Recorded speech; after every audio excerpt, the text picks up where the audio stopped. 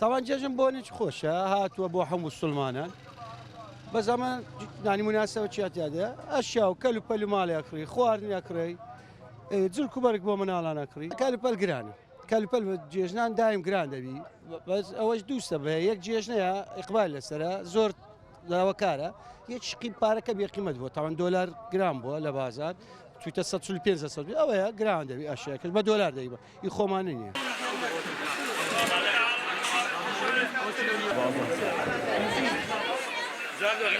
کوا جەژن ئەمە جەژنەمە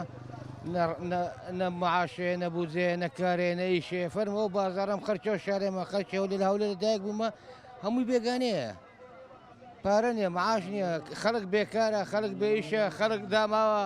خەڵک هەمووی لە خۆی بێزارە هەموو تووشی حساب و نەفسی بۆ لەبەرە و دەسەڵاتەی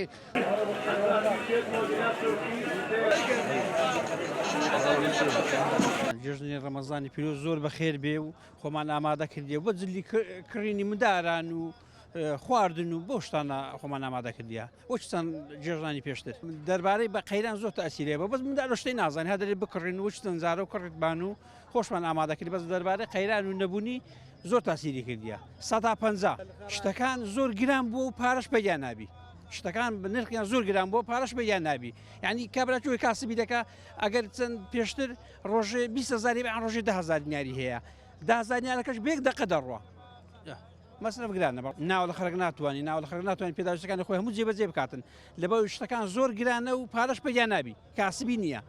موچە موچە بە 45 ڕۆژان جارێک موچە دەدرێتن و ئەوەی کاسبی هەیە عەمەلاتی دەکە کاسبی نییە بکاتن و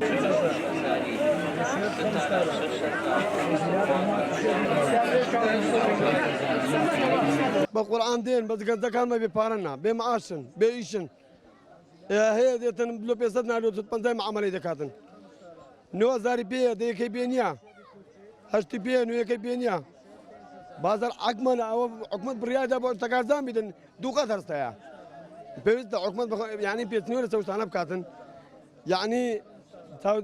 تاوەکی بەو شتەیدا بکشێنین بەستە بازارەکان داخاتن بەرەبەری جێژنەکان هەموو کەسێک هەیە تێکەڵوتی پێ ناکرێ هەموو کەسێک توکلێت پێ ناکرێ هەموو تەچ پێ ناکرێتن طبعاً ئەوە لێندە بە گران دێتن دەبێ ئەمیر لێرەکان هەزار نەری پارسی تێدایە چی تێدایە لێندە بە گران دێ گومرگ و نازەم چوو ئەدی هەموو کو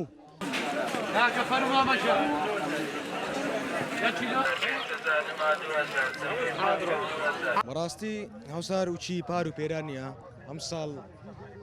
خەرک ناتوانێت ئامادەکاری تەواو بکات بەڵام بازارەکە زۆر خراپە خەڵک ینی بەڕاستی